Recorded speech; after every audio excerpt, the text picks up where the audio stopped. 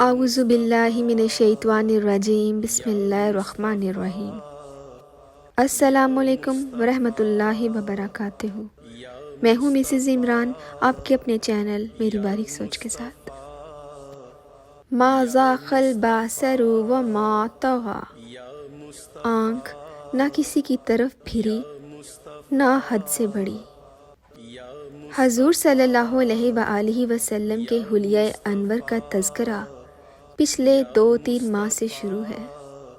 آج بھی اس عنوان سے یہ کچھ باتیں آپ کے گوش گزار کر کے اپنے لیے اور آپ کے لیے سعادت مندیوں کا سامان کریں گے۔ اللہ تعالیٰ ہم سب کو اپنی رحمتوں کا اجالا نصیب فرمائے اور حضور صلی اللہ علیہ وآلہ وسلم کی محبت ہمارے من میں انڈیل دے، روحوں کو حرارت اور باطن کو صفائی نصیب کرے۔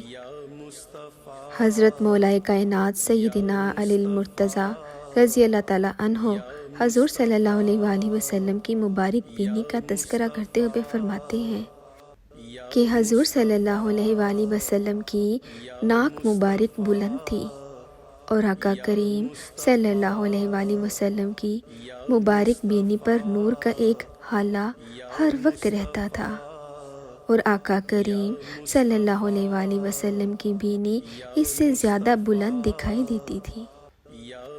حضور صلی اللہ علیہ وآلہ وسلم کی مبارک آنکھوں کے بارے میں روایت مختلف اصحاب رسول سے موجود ہے۔ حضرت علی رضی اللہ تعالیٰ عنہ حضور صلی اللہ علیہ وآلہ وسلم کے چشمان مقدس کے بارے میں ارشاد فرماتے ہیں، کانا ادعج العینین، حضور صلی اللہ علیہ وآلہ وسلم کی آنکھیں کشادہ اور سیاہ تھیں۔ حضرت ابو ہریرہ رضی اللہ تعالیٰ عنہ حضور صلی اللہ علیہ وآلہ وسلم کی آنکھوں کا حسن بیان کرتے ہوئے کہتے ہیں، کانا اغضاب اشفار العینین، حضور صلی اللہ علیہ وآلہ وسلم کی آنکھوں کی پلکیں لمبی تھیں۔ حضور صلی اللہ علیہ وآلہ وسلم کے صحابی جابر بن سمرہ رضی اللہ تعالیٰ عنہ حضور صلی اللہ علیہ وآلہ وسلم کا حسن بیان کرتے ہوئے کہتے ہیں، کان النبی صلی اللہ علیہ وآلہ وسلم اشکال العینین، آپ کی آنکھیں خوبصورت تھیں۔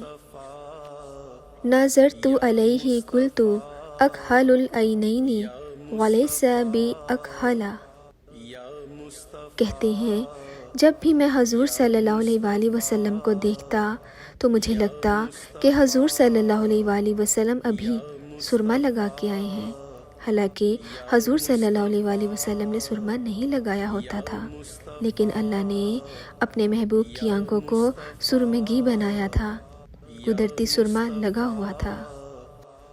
ویسے حضور صلی اللہ علیہ وآلہ وسلم رات کو سوتے ہوئے ہر آنکھ میں 3 سلائیاں عصمت سرما کی لگاتے تھے، لیکن سحری کے وقت اللہ کے حضور اٹھ کر اتنا روتے کہ وہ سرما نکل جاتا، لیکن اس کے باوجود آقا کریم صلی اللہ علیہ وآلہ وسلم کی آنکھیں سرمگی تھیں اور قدرتی سرما محبوب کی آنکھوں میں لگا ہوا تھا۔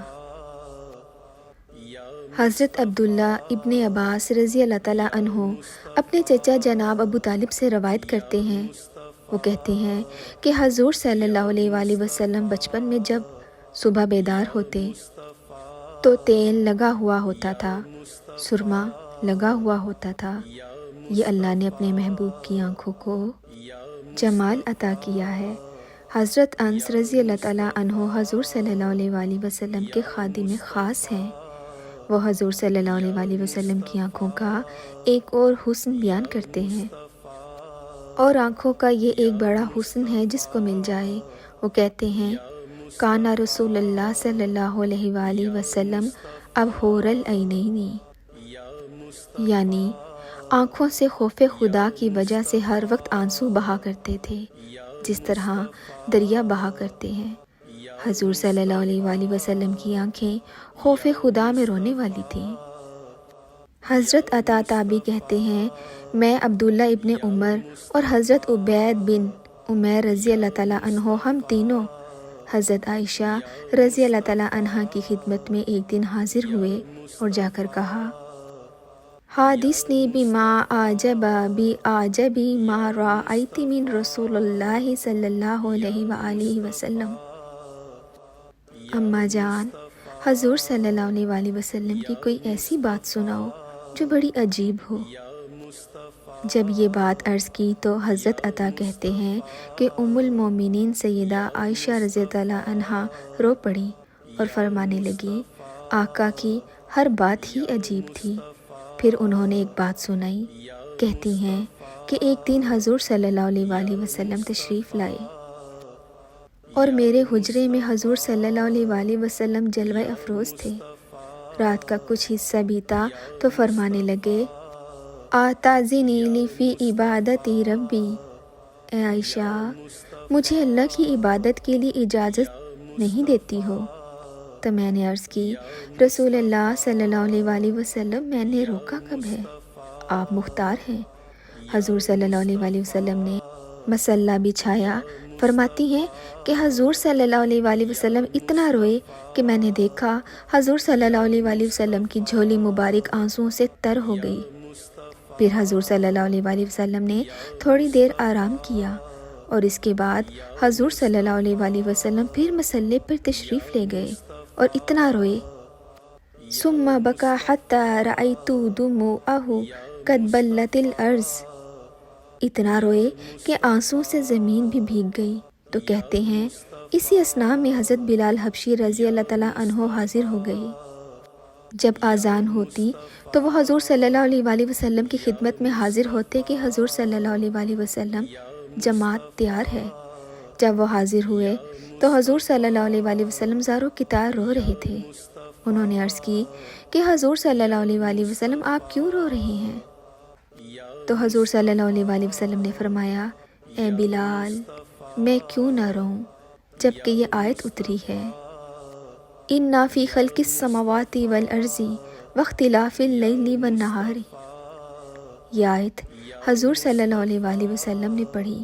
فرمایا، یہ آیت مجھے رونے پہ مجبور کرتی ہے، اور میں جب اللہ کی قدرتوں پر تفکر کرتا ہوں تو پھر زارو کتار ہوتا ہوں۔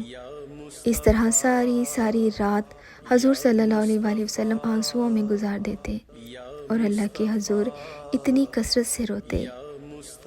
حضرت انس رضی اللہ تعالیٰ عنہ کہتے ہیں، کانا رسول اللہ صلی اللہ علیہ وآلہ وسلم ابحور العینین، حضور صلی اللہ علیہ وآلہ وسلم کی آنکھیں دریا جیسی تھیں۔ حضور صلی اللہ علیہ وآلہ وسلم کی مبارک آنکھوں کا زیادہ رخ زمین کی جانب ہوتا، جب دیکھتے تو آسمان کی طرف کم دیکھتے، زیادہ حضور صلی اللہ علیہ وآلہ وسلم زمین کی طرف دیکھتے۔ اللہ نے اپنے محبوب کو ہر لحاظ سے خوبصورت بنایا۔ ایک تو ہے حضور صلی اللہ علیہ وآلہ وسلم کی آنکھوں کا صوری ظاہری حسن، اور ایک ہے حضور صلی اللہ علیہ وآلہ وسلم کی آنکھوں کا معنوی باطنی حسن۔ آنکھ خوبصورت ہو لیکن آنکھوں میں نور نہ ہو تو بتائیں وہ آنکھیں کس کام کی؟ وہ نرگسی آنکھیں، خوبصورت آنکھیں، پلکیں خوبصورت لیکن ان میں روشنی ہی نہیں، ان میں بصارت کا اجالا ہی نہیں۔ تو آنکھوں کا سب سے بڑا حسن تو یہ ہے کہ آنکھوں میں دیکھنے کی بصارت کی طاقت موجود ہو۔ اللہ کے محبوب علیہ السلام کو اگر آنکھیں دی گئیں تو اس میں بصیرت کتنی رکھی گئی اور بصارت کتنی ڈال دی گئی۔ چلیں حضرت ابو ہریرہ رضی اللہ تعالیٰ عنہ سے پوچھتے ہیں، کہتے ہیں کہ رسول اللہ صلی اللہ علیہ وآلہ وسلم نے فرمایا، کیا تمہارا یہ خیال ہے کہ میرا منہ نماز میں قبلے کی طرف ہے؟ اللہ کی قسم مجھ سے نہ تمہارا خشوع چھپتا ہے نہ رکوع، میں اپنی پیٹھ کے پیچھے سے تم کو دیکھتا رہتا ہوں۔ حضرت عبداللہ ابن عباس رضی اللہ تعالیٰ عنہ بیان کرتے ہیں کہ حضور صلی اللہ علیہ وآلہ وسلم رات کی تاریکی میں بھی اسی طرح دیکھتے تھے جس طرح دن کے اجالے میں دیکھتے تھے۔ امام حنبل نے لکھا ہے کہ حضرت موسیٰ علیہ السلام نے جب تقاضا کیا تو جواب کیا ملا تھا؟ لن ترانی، اے موسیٰ تو مجھے نہیں دیکھ سکتا، لیکن اس کے باوجود عرض کیا، مالک میں تو دیکھنا چاہتا ہوں۔ علماء کہتے ہیں کہ یہ شوق کیوں تھا؟ جب کہہ دیا گیا کہ تم نہیں دیکھ سکتے تو بار بار تقاضا کیوں تھا؟ علماء کہتے ہیں اللہ کا کلام سنا تھا، اس لیے تڑپ تھی، جس کے کلام میں اتنا لطف ہے، دیدار کا مزہ کیا ہوگا۔ عرض کرتے ہیں مالک میں تو تجھے دیکھنا چاہتا ہوں۔ کہا اچھا اس پہاڑ کو دیکھو، اگر یہ اپنی جگہ پہ ٹھہرا رہا تو تم مجھے دیکھ لو گے۔ اللہ نے اس پہاڑ پر اپنی صفاتی تجلی کا پرتو تو ڈالا۔ صوفیہ کہتے ہیں کہ وہ بھی سوئی کے نکے کے کروڑویں حصے کے برابر تھا، اور پہاڑ اس جلوے کی تاب نہ لا سکا۔ طور جلنے لگا، وخر موسیٰ صعیقا، قرآن نے بتایا حضرت موسیٰ علیہ السلام تاب نہ لا سکے، لیکن جب ہوش آیا تو کہا مالک میں تیری بارگاہ میں رجوع کرتا ہوں، میں تیری بارگاہ میں توبہ کرتا ہوں۔ لیکن اس کے باوجود حضرت موسیٰ علیہ السلام کی آنکھوں میں اتنی تیزی آ گئی کہ کالی رات کے اندھیرے میں کالے رنگ کی چونٹی کو 9 فراسخ دور سے، 27 میل دور سے، 50 کلومیٹر دور سے کالے رنگ کے پتھر پر کالے رنگ کی چونٹی کو دیکھ سکتے تھے۔ اور اللہ کا کلام سننے سے کانوں میں ایسی برکت آئی تھی کہ ان کے قدموں کے چلنے کی آواز کو سنتے بھی تھے۔ یہ اللہ نے حضرت موسیٰ علیہ السلام کو طاقت عطا کی ہے۔ سب سے بڑی غلطی یہ ہوتی ہے کہ نبی کے حواس کو اپنے حواس پر قیاس کیا جائے، یا اپنے حواس پر نبی کے حواس کو قیاس کیا جائے۔ اللہ نے نبیوں کو جو قوتیں عطا کی وہ فراواں ہیں۔ آپ قرآن اٹھائیے، سورۃ نمل میں ہے، حضرت سلیمان علیہ السلام جا رہے ہیں، 3 میل دور چیونٹی نے حضرت سلیمان علیہ السلام کو آتے ہوئے دیکھا، ساتھ لشکر بھی تھا۔ اس نے ہم جولیوں سے کہا جلدی جلدی اپنے بلوں میں داخل ہو جاؤ، اللہ کے نبی کا لشکر بے خبری میں تمہیں کچل نہ دے۔ اس بات کو حضرت سلیمان علیہ السلام نے سنا اور چیونٹیوں کی اس بات پر مسکرائے۔ فَتَبَسَّمَ ضَاحِكًا مِّن قَوْلِهَا، اب جو ماہرین وہ کہتے ہیں کہ چیونٹی کے منہ میں زبان نہیں ہوتی، پھر یہ بولتی کیسے ہیں؟ اس کے منہ کے قریب باریک سے 2 ریشے ہوتے ہیں، جب ان سے بات کرنی ہوتی ہے تو ان بالوں کو قریب کر کے مناسب مقدار میں رگڑتی ہے۔ اس رگڑ سے جو آواز پیدا ہوتی ہے، اس سے اپنی ہم جولی کو کوئی پیغام دے رہی ہوتی ہے۔ حضرت سلیمان علیہ السلام کی شان یہ ہے کہ چونٹی کے 2 بالوں کے رگڑنے سے جو آواز پیدا ہوتی ہے اس کو بھی سنتے ہیں، اور اس سے جو مفہوم نکلتا ہے اس کو بھی سمجھتے ہیں۔ یہ اس نبی کی شان ہے جو مسجد اقصیٰ میں مقتدی بن کے ہمارے نبی کے پیچھے کھڑے ہیں۔ جب مقتدی کی یہ شان ہے تو مقتدا کی شان کا عالم کیا ہوگا؟ حضرت موسیٰ علیہ السلام اللہ کی دیدار کی تاب نہ لا سکے، اور وہ بھی ذاتی تجلی نہیں تھی، صفاتی تجلی تھی۔ اس کا بھی پر تو تھا، عکس تھا، سایہ تھا، اور اس کی بھی تاب نہ لا سکے۔ پہاڑ بھی جل اٹھا، لیکن آنکھوں میں دیدار الہی کی چمک تو پڑی، اتنی نگاہ تیز ہو گئی کالی رات کے اندھیرے میں کالے پتھر پر کالے رنگ کی چونٹی کو 9 فراسخ دور سے دیکھتے بھی تھے، اور ان کے قدموں کی آہٹ کو سنتے بھی تھے۔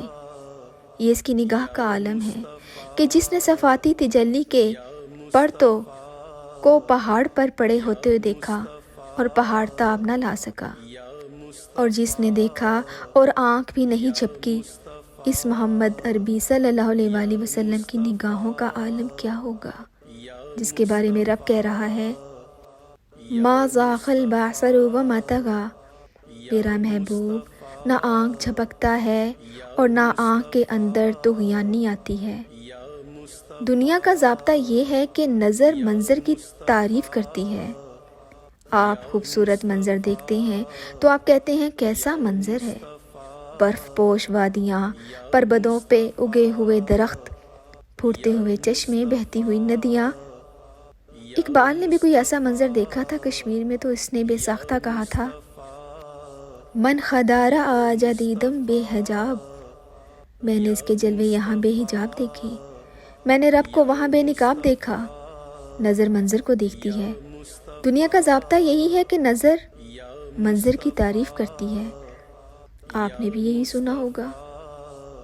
لوگ آتے ہیں حج یا عمرہ کے بعد پھر مدینے کی گلیوں کے قصے سناتے ہیں کہ نہیں؟ تو دنیا کا ضابطہ یہی ہے کہ جب نظر منظر کو دیکھتی ہے تو نظر منظر کی تعریف کرتی ہے۔ لیکن معراج کی شب یہ ضابطہ بدل گیا۔ جب نظر نے اس منظر کو دیکھا تو منظر پکار اٹھا، ما ذاق البصر وما طغى، کیسی آنکھ ہے، نہ بھٹکتی ہے نہ بہکتی ہے۔ تو جس نگاہ نے صفاتی تجلی کو دیکھا، اس نگاہ کا کیا کہنا، اور جس نگاہ نے جلوہ ذات ڈائریکٹ دیکھا، اس محمد عربی صلی اللہ علیہ وآلہ وسلم کی نگاہوں کا عالم کیا ہوگا۔